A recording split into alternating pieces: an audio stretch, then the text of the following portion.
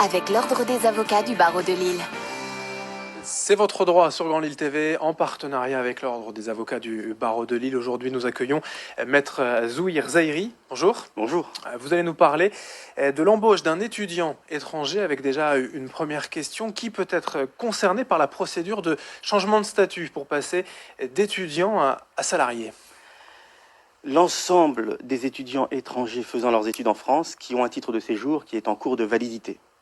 Mais il est vivement conseillé de commencer ces démarches plusieurs mois avant l'expiration de ce titre de séjour.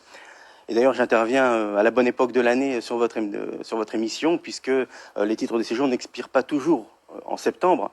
Et les délais d'attente au niveau de la préfecture de Lille sont très importants pour obtenir un récépissé de l'ordre de 4 mois. Donc les étudiants étrangers qui nous regardent, par exemple ceux de la cité scientifique à côté, sont invités à se rendre à la préfecture de Lille pour le cas où ils voudraient travailler en France en septembre. Alors pour eux, justement, quelles sont les principales étapes de la procédure à respecter ? Tout d'abord, ils doivent se rendre personnellement à la préfecture du lieu de leur domicile pour obtenir une date de dépôt de dossier qui doit impérativement être complet. Et comme je viens de l'indiquer, cette date est obtenue dans un délai de 4 mois à peu près. Ce qui pose problème dans bon nombre de cas. Ensuite, ils doivent retirer des formulaires CERFA qu'ils remettent à leur employeur potentiel, qui va produire un certain nombre de documents et qui va remplir les formulaires et les signer, le contrat de travail ou l'offre d'emploi, un extrait cabis, etc. Lors du rendez-vous obtenu, on obtient normalement un récépissé si le dossier est complet. Le dossier est ensuite transmis par la préfecture à une autre administration, la directe, qui va examiner les critères d'attribution de l'autorisation de travail et en cas d'avis favorable, transmettre le dossier à l'OFI qui procédera à une visite médicale et enfin le préfet délivre le titre de séjour. Quels sont les éléments étudiés en fait lors de l'instruction du dossier ? Alors l'adéquation tout d'abord de l'emploi au profil de l'étudiant. Donc il faut bien sûr que ce soit en rapport avec les études qui ont été menées. Il faut que ces études normalement soient bien menées, donc on obtienne effectivement le diplôme qu'on était venu chercher en France. Il faut que la rémunération soit cohérente, c'est-à-dire sauf exception, c'est-à-dire sauf certains ressortissants étrangers, il faut que cette rémunération soit égale à 1,5 fois le SMIC. D'accord.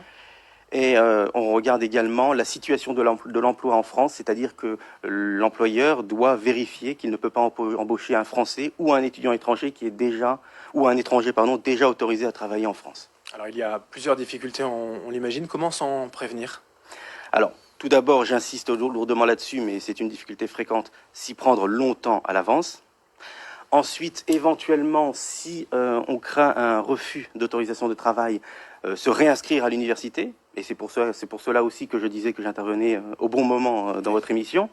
Donc, faire un autre master ou préparer un diplôme en langue, par exemple. Si la difficulté était l'absence de maîtrise de la langue française, faire un diplôme en langue pour pouvoir, à titre subsidiaire, en cas de refus d'autorisation de travail, obtenir un renouvellement de son titre de séjour portant la mention étudiant.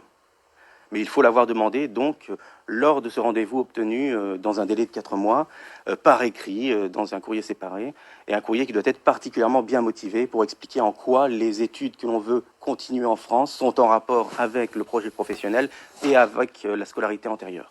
Merci, Maître Zahiri, pour ces explications donc, concernant l'embauche d'un étudiant étranger. Et merci à vous de nous avoir suivis sur Grand Lille TV. C'est votre droit, en partenariat avec l'Ordre des avocats du barreau de Lille.